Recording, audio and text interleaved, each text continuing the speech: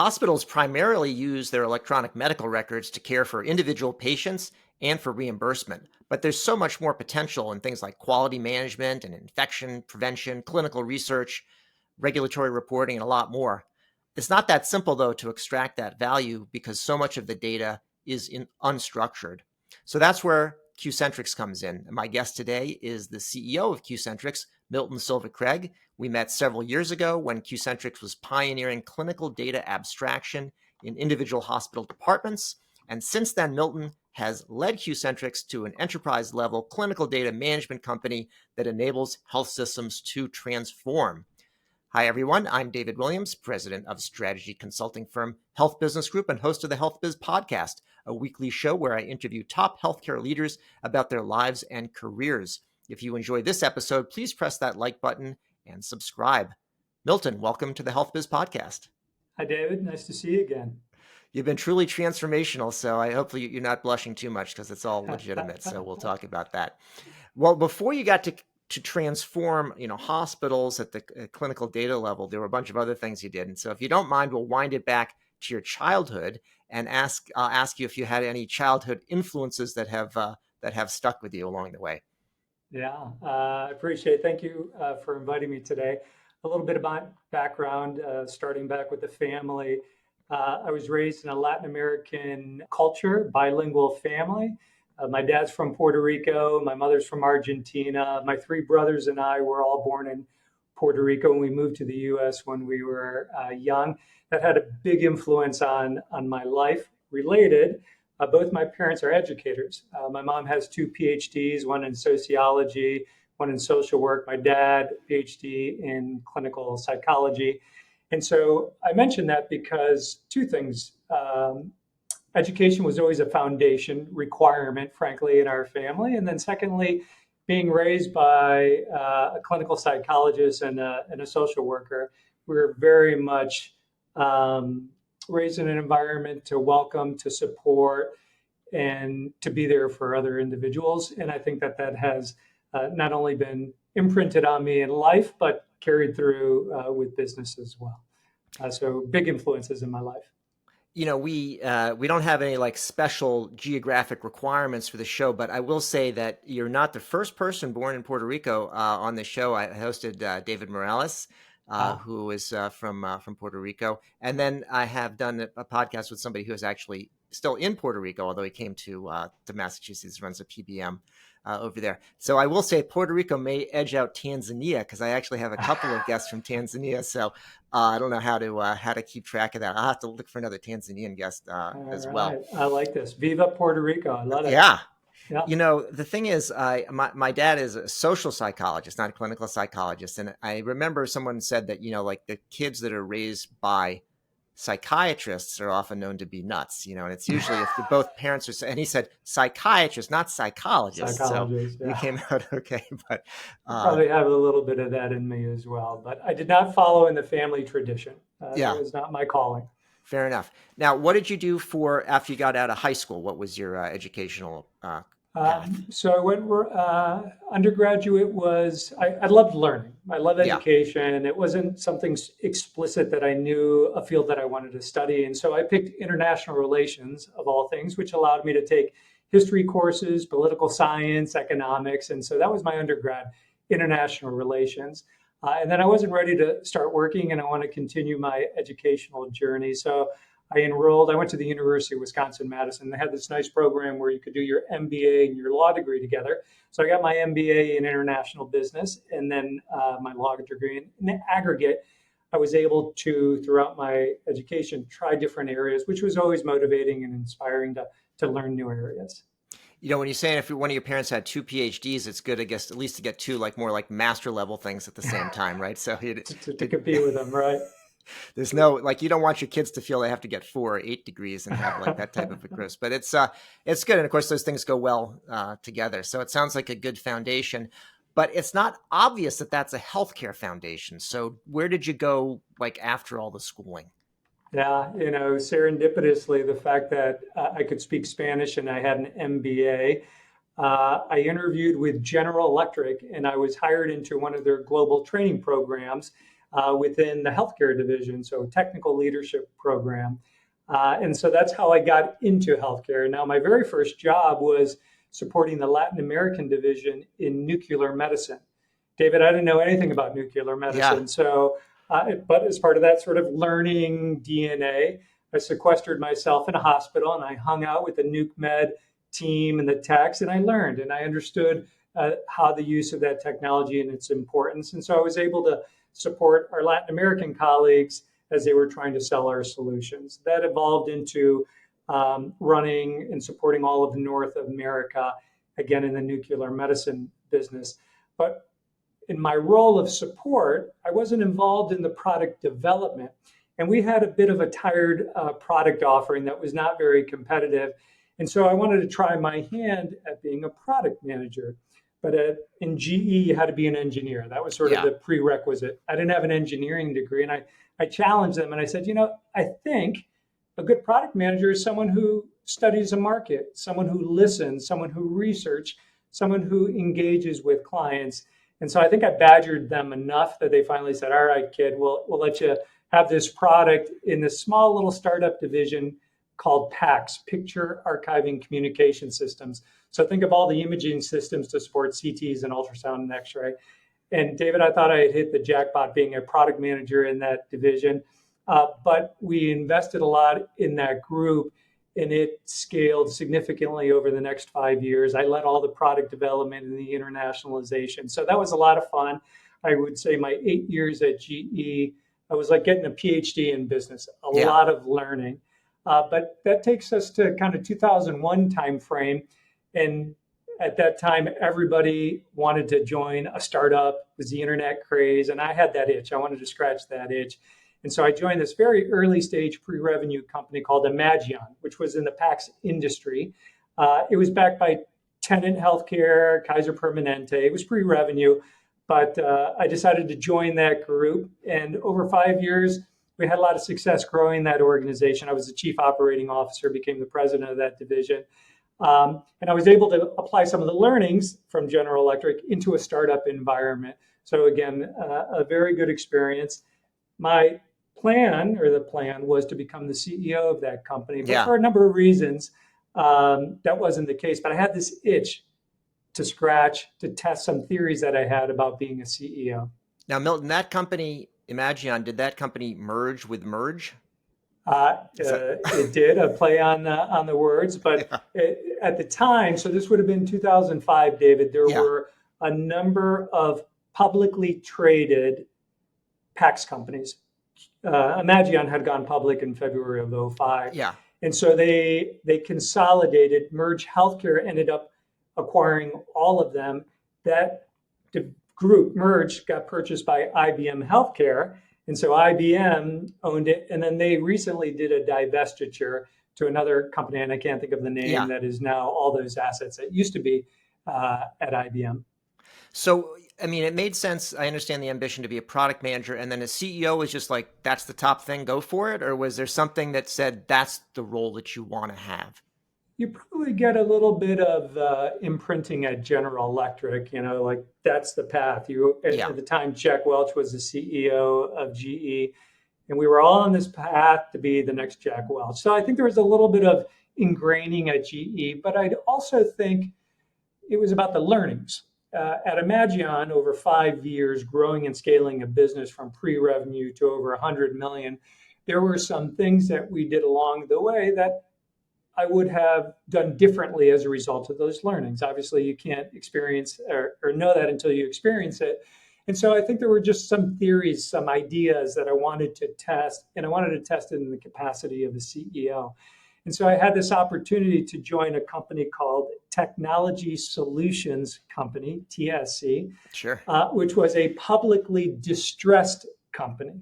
Now, what I will share with you is sometimes your ambitions can overcome the due diligence that I should have conducted, but notwithstanding, it was a company that had healthcare services, ERP consulting services, and strategy consulting services. And so we had written a business case to sell the non-healthcare assets and then use those proceeds to enable a tech-enabled healthcare business.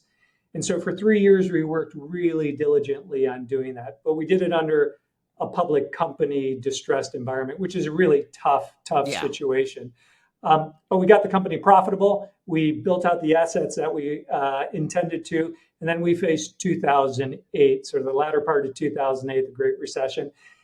And we found ourselves in a situation, David, as a publicly traded company, to ask ourselves, could we invest our capital and give a return to our investors given the conditions that we were facing, or should we actually sell the assets of the company and give all that back to the shareholders? And if you remember, at the time, people wanted liquidity. Yeah. So we spoke to all our investors, and they were like, it's time. We've tried. This is what we should do. So we did do that. It wasn't success relative to what I had thought about 3 years ago, but it was the right thing to do for our shareholders, and it was a tremendous learning environment. So I wouldn't change it for anything in the world, but that was an experience to scratch that itch, and I learned a lot in that 3 years that I was there. So if I think back to what you did kind of early on, and now considering all of what you've done at Q-Centrix, it was interesting that at GE, there's sort of this little thing that you were talking about. Wasn't the hardware really? It was more dealing with the management of the data, and that was the imaging was one of the areas, because it's so digital to begin with, that there was more. Hospitals had PACS systems before they had EHR systems, and I wonder whether even at the time or in retrospect, that you would think sort of a small division, but not like a small one that was going downhill, but that had some sort of a spark for the future. Is that a good thing, kind of career-wise, to do that? It's obviously led you to a good spot, and it's not so obvious to say like what are those things today, but that's how it strikes me. That's where the data revolution really started within healthcare. Yeah, I would say medical imaging was always advanced relative to the use of data. Certainly with medical images, even in nuclear medicine, we had proprietary protocols where we were leveraging data. I think to your question, though, if I unpack it a little bit more and related to just my own experiences, what I realized post technology solutions company is that where does one derive their motivation, right? For me, it's growth opportunities. And so when you have a nugget of opportunity, you have a thesis that you think you can explore, that's fun. That's a lot of enthusiasm versus I had opportunities at GE to work in larger divisions, but people had already built those chairs, right? They were well established. So the idea in that metaphor of building the chair or adding to the chair, that for me has always been a motivating experience. And I actually, when I left TSC, I went to a company called TransUnion, which is a credit bureau that had a small little division in healthcare selling credit reports to physician offices. Yeah. So it was about $10 million in revenue, but we had this idea that we could take that and grow it into revenue cycle management, into the front end and the back end. And so I spent 5 years, and that was a private equity structure. So I got to learn about private equity, but that was a lot of fun. We eightfold increased that company with a little piece of data and opportunity and expanded it. So back to your question, when you are presented with those opportunities, at least in my case, that's a fun environment to operate under. Got it. All right. So things pretty clear now. Had well-educated parents who drove you along the way. You went to good school and took all the degrees. You went to a good training program. You got into healthcare data and stuff early. You went on and got the different experiences with publicly traded companies, distressed companies, getting to be a CEO, TransUnion. Okay. So then how'd you get from TransUnion to Q-Centrix? Like, it would be logical if I were a headhunter, I would say that's the type of person I want. But like, how did you even learn about the company, and why did this seem like a good stop? Yeah, it was a bit serendipity, which I always think is important in anyone's career. But as I mentioned, TransUnion had been private equity owned. And in my 5 years there, it was owned by 4 different private equity firms. One of the private equity firms, who will go nameless, did not understand why a credit bureau company, TransUnion, was in the healthcare space. I took that as a signal to say, hey, you know what? I love this division of ours. I'm certain that other private equity firms would be interested in potentially a management buyout. So I met with a bunch of growth equity firms, and one of them, Sterling Partners, was interested in the business. But my CEO at the time said, you know what? We're not selling the division. We like it. I stayed in touch with them 2 years later. They won the bid for Q-Centrix and then reached out to me about this opportunity. And so it was a chance to go to Q-Centrix and lead the company. What I was interested about Q-Centrix, again, talking about data, was the transition into value-based care. So it was 2014. I believed firmly that value-based care would continue to have a meaningful impact in the reimbursement world, but that data was critical. And so here you had this very interesting company that was doing data abstraction on behalf of hospitals for reporting to CMS value-based care measures. And I thought that's a great nugget to begin with to build a better, bigger data business. And so that's what led me to Q-Centrix in 2014. Now, how did QCentrix start up? A lot of times companies start in one area and then they sort of meander into another until they find the right fit. What did QCentrix start doing, and how had they evolved by the time you got there? Yeah, it was a purposefully built company by a longtime healthcare executive by the name of Rob Schwager. He was the CEO of Nuance, Dictaphone. Dictaphone, Yeah, remember the I Dictaphone? He do. was the CEO of Dictaphone, which was purchased by Nuance.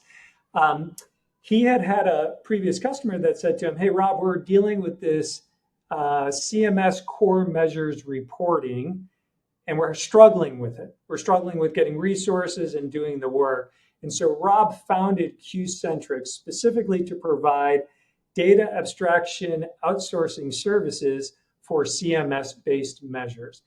And he had a tremendous success from startup to revenue production to about 50 customers in a 3-year period.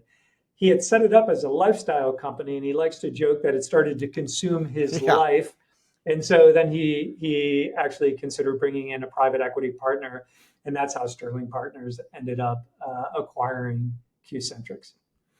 One of the interesting things I think about healthcare data as we get to the clinical side of it here is that a lot of it was spurred by government action. So you're talking about CMS core measures, something hospitals had to report. So they needed to do it. And same reason they got electronic medical records in the first place under the HITECH Act in order to do the attestation for meaningful use. And of course, we don't expect all the innovation to come from the federal government, but it's so entwined with the hospital payments and electronic medical records that I think you kind of they need to be involved. So, you mentioned they had something like 50 customers, and I see on your website you have something like 1,200 customers now, maybe more. Who are the customers now, and what do you do for them today, assuming that initial problem of the CMS core measures has been addressed? Yeah, so our customers today remain similar in nature to when the company was founded. So hospitals, we are in 1,200 hospitals across the U.S. What has evolved, David, is our call point, so whom we are engaging with. Initially, if you think about the CMS measures, that was the quality department. So the vice president of quality would be someone that we would engage with at the hospital.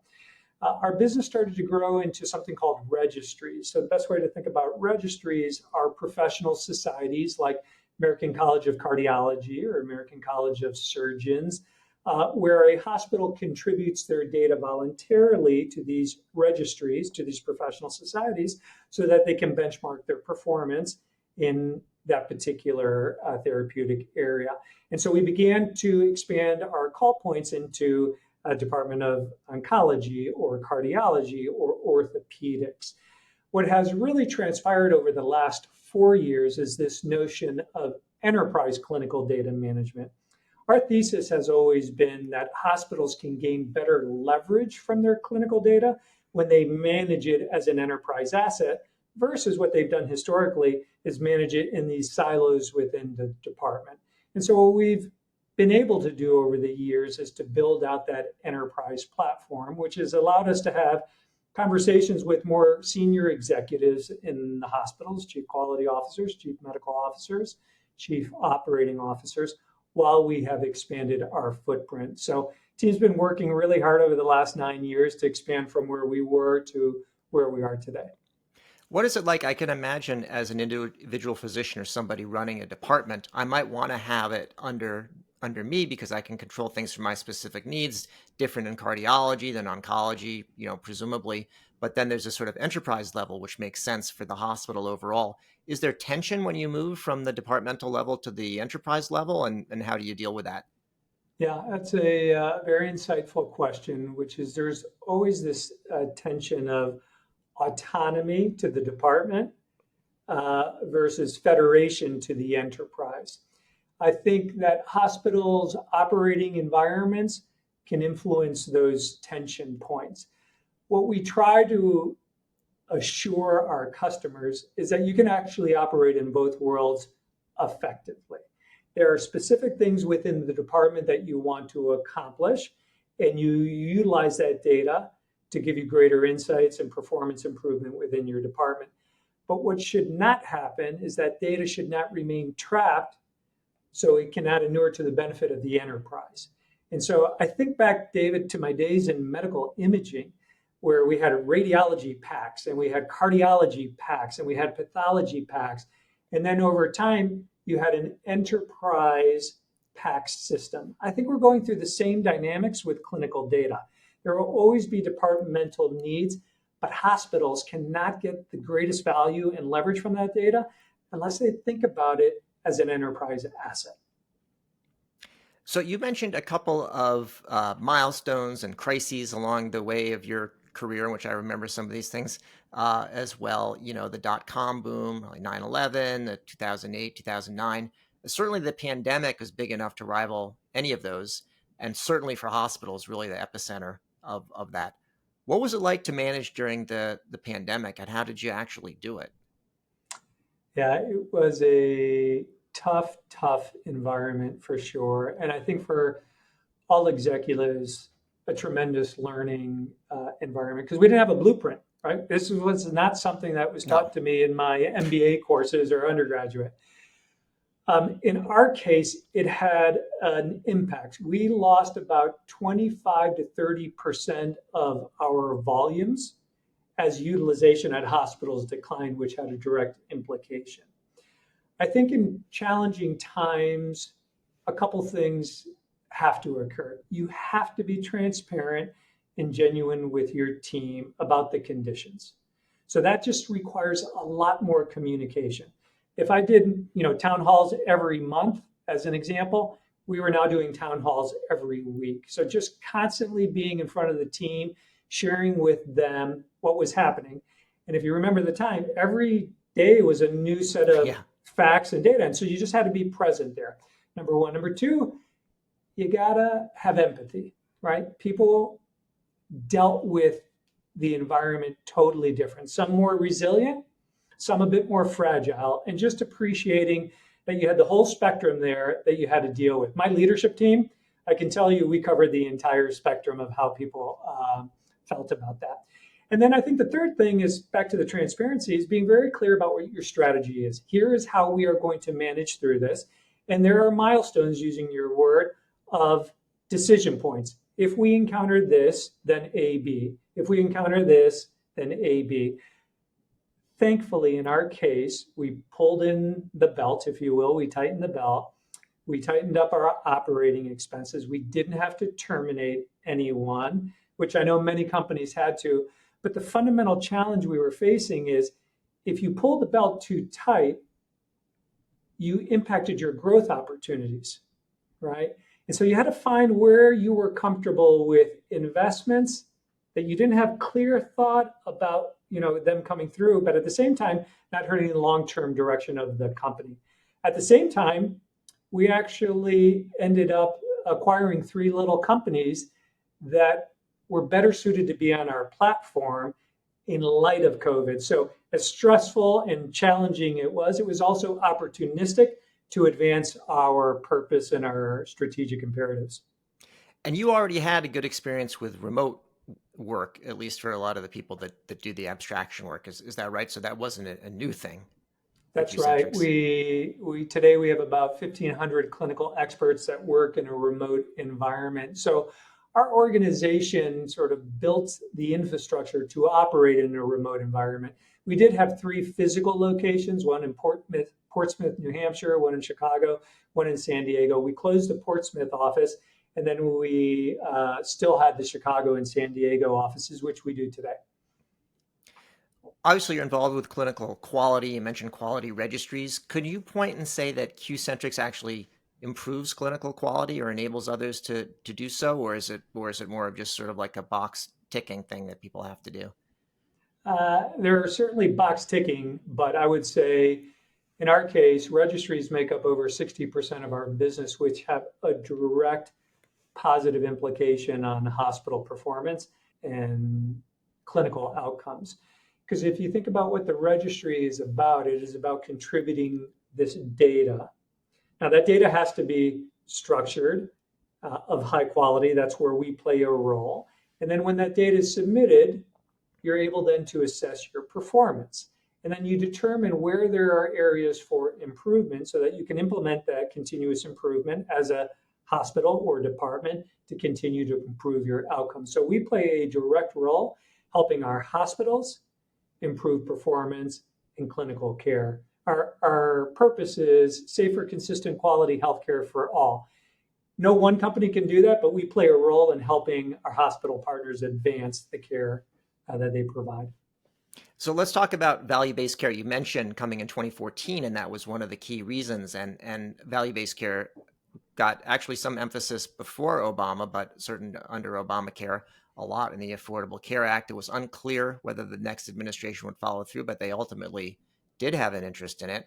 And then, with a different flavor under the Biden administration, you see a lot of emphasis there, particularly for Medicare Advantage, but now more broadly than that.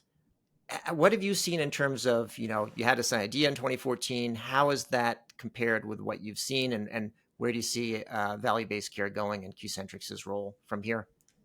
Yeah, it's incrementally continued to expand. I would say that fee-for-service is still predominantly the reimbursement model. Notwithstanding what I can share with you from the day I started 9 years ago to today, we are involved in more value-based care initiatives where compensation is directly tied to performance. That could be a private insurer that sets up programs with hospitals that they participate. For example, in the state of Michigan, Blue Cross Blue Shield of Michigan has what are called quality collaborative initiatives, which are fundamentally a value-based care framework where hospitals contribute data and they are incented based on their performance to participate and drive improved care. One example of many. I would say, again, over the last 9 years, as part of our business model, we have seen more value-based care programs that we support as far as curating clinical data for. Now, I know that the company does both, services, but you also rely on technology. I want to ask you about a new technology, which everyone's talking about, of course, which is AI. And think about it, there's a lot of enthusiasm for what AI can do in terms of productivity in healthcare. And there's also a lot of activities that it could potentially do that sound like they overlap in some ways with some of your clinical specialists that are there. How do you see the role of AI in what you do in the near term and maybe longer term? So we've been invested in the use of data automation tools, whether NLP or machine learning, for many years. So we believe in the use of technology as an innovative complement to our team members, not a replacement of our team members, but to help them in the work that they do. I think generative AI is yet another example of that innovation. Our industry is one that it loves to follow the shiny object. So that's the current shiny object. But the realities are it takes time to deploy that technology and have it make an impact in the work that you do.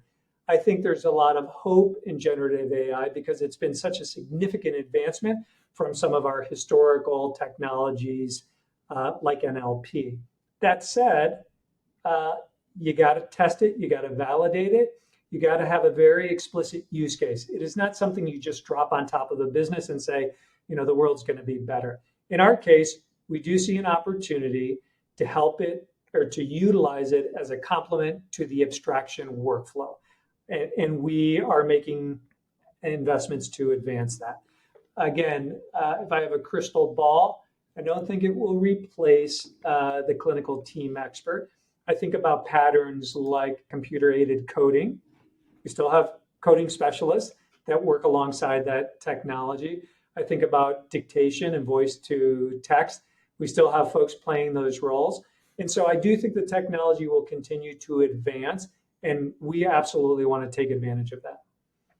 So data privacy and cybersecurity was something that was already an issue probably at TransUnion when you were there, and only more recently recognized as an issue in healthcare, that healthcare data is very valuable and sensitive and important to protect now that it's in electronic mechanisms. What kind of issues do you deal with in terms of cybersecurity and data privacy at QCentrix, and what do you do to safeguard the data?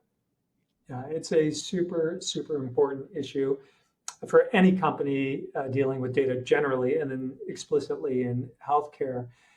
So what does one do about it? Well, first, I think it starts at the top. You have to communicate as a leadership team about the importance of safeguarding data broadly and your customers' data, because we're doing this work on behalf of our customers. How do you do that? You do that through education. You do that through testing. And so these are things that we do just as part of our processes. We also conduct random tests to verify that indeed people are following our protocols and our processes. Additionally, we bring in third parties to certify the work that we're doing, identify where there may be vulnerabilities and how we continue to improve on that. In our case, we are SOC 2 certified, which is a fairly exhaustive process that you go through to ensure that your systems are meeting the information security requirements. I would also share with you, David, that you're never done. You are constantly playing in the game of information security, because there's going to be some bad actor that is going to find some vulnerability and attempt to exploit that. So you have to constantly be on that curve. I would share with you that our customers are getting better as well. Any engagements now require a pretty thorough information security assessment to make sure that you, as a partner to them, are meeting the requirements. So super important. We're making a lot of investments in it, and it will constantly continue. We've talked a lot in this interview about opportunities and challenges that you see, but are there any that you want to highlight in particular, maybe starting with any big challenges you see going forward, and then maybe, opportunities or broader vision? I think, in my role, I often deal with the realities of something we were talking about earlier. When you have challenges, how do you keep an organization motivated and moving forward? In the hospital market today, they're still under some of the duress that we started to see mid last year, from increased labor and supply costs to volumes that are still not at pre-COVID levels, to investments that are not particularly performing well. And so when that happens, they tighten the belt as well. So during challenging times, how do you keep an organization motivated and advancing? So I always think of that you have to be flexible as a leadership team, because you will face an obstacle like COVID or like market conditions that you have to work through. Related to that is this notion of managing what I call the short and the long. There are things that you need to do in the short term in executing your strategic imperatives, but there are also investments that you have to be making as you think about the long-term viability of your organization. That takes a very thoughtful approach of managing and leading organizations. It requires a mindset that what got you here is not necessarily going to take you forward, which means new people, means new processes, means new evolution as an organization. We talked about services, technology, and data. To me, that's the holy trinity of a business. But those people think differently. And so managing that population of individuals who think from a data lens or service lens or technology lens. So it's all of those combinations of factors of how do you continue to move an organization forward and grow and scale it while you're managing through these dynamics. That's what's, I think, challenging in my role in particular. The final question I have for you, as I do for all of my guests, is whether you have a chance to do any reading, and if you've read any books, good books lately that you would want to recommend. And of course, if you wasted time on something that you think people should avoid, could also hear about that. Appreciate the question. On the fiction side, I'm a big fan of Daniel Silva. So I read all of his books, which are thrillers and spy novels. And plus, he has part of my last I was going to name. say, So any relation? he Or? maybe. No, my dad claims he is, but no, Okay. he is not. On the nonfiction side, mostly newspapers and The Economist. So that's my daily read. Yeah. But I did get handed a book the other day. I haven't started it yet. It's called From Strength to Strength by Arthur Brooks. And it's about finding happiness and purpose in the second half of your life. I think my friend gave it to me because he's acknowledging I'm getting older, but I look forward to reading that book. That sounds good. Well, if it's the second half, you could put it aside for a few years until you get to the midpoint. But that all sounds good. Well, Milton Silva-Craig, CEO of Q-Centrix, thank you so much for being my guest today on the HealthBiz podcast. Yeah, it was a pleasure, David. Thank you for having me. You've been listening to the HealthBiz podcast with me, David Williams, president of Health Business Group. I conduct in-depth interviews with leaders in healthcare business and policy. If you like what you hear, go ahead and subscribe on your favorite service. While you're at it, go ahead and subscribe on your second and third favorite services as well. There's more good stuff to come, and you won't want to miss an episode. If your organization is seeking strategy consulting services in healthcare, check out our website, healthbusinessgroup.com.